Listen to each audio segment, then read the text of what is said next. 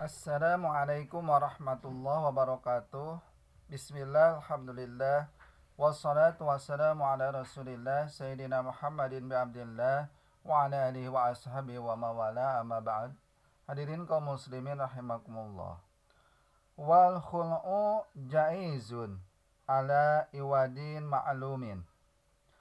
Ari ngakhul'u eta wenang kana gaganti anu kanyahoan. Maksudna ngakhul'u ieu teh mere pangganti seperti ngajukeunana ka kantor KUA mere iwad.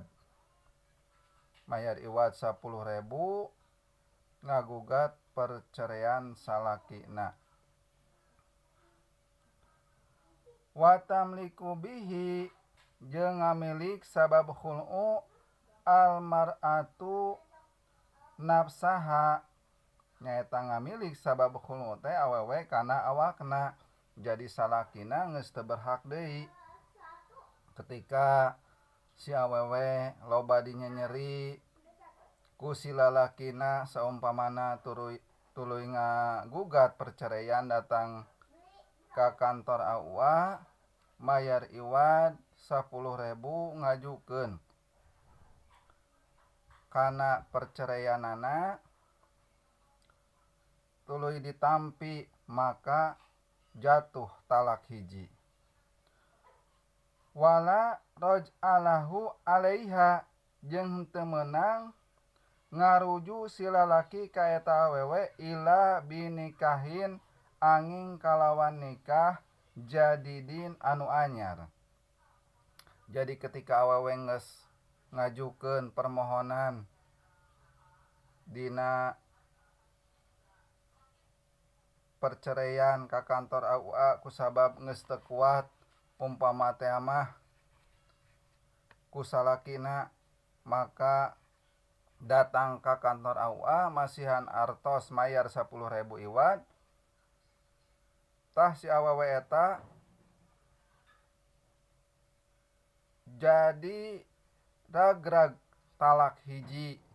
Ketika lalaki hayang ngaruju maka kudu dirapalan deui, hartida kudu nikah deui anyar. Wa yajuzu khul'u pituhri jeung weunang ngakhul'u dina sucian. Wa fil haidi jeung dina keur haid. Jadi lamun keur ngajukeun model kitu mah bade keur meunang halangan atawa keur suci eta kengeng-kengeng wae eta meunang. Wala yalhaqu muhtaliatal tolaku jeung henteu tepung ka awewe anu narima di khul'u tolak. Tah jadi awewe meunang ngagugat perceraian bila mana upama teh mah salakina galak atanapi dinyeri wae, salingkuh wae, atawa teu dinapakahan bari jeung teu ridho. Meunang awewe ngagugat perceraian ka kantor KUA mayar iwad 10.000 maka jatuh talakna. Tah bila mana hayang ngaruju deui lalakina make perjanjian kudu bener jeung kudu nikah deui anu anyar. Jatuh talak hiji, lamun 2 kalinya jatuh talak kadua. Jeung lamun 3 kali maka jatuh talak 3, maka si awewe eta teu meunang nikah deui ka lalakina kudu kawin heula ka batur.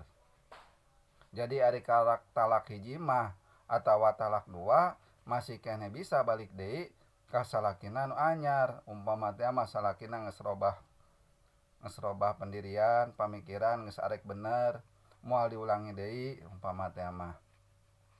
Tetapi lamun seandainya geus jatuh talak 3 maka teu meunang deui kawin ka eta kecuali kawin heula ka batur.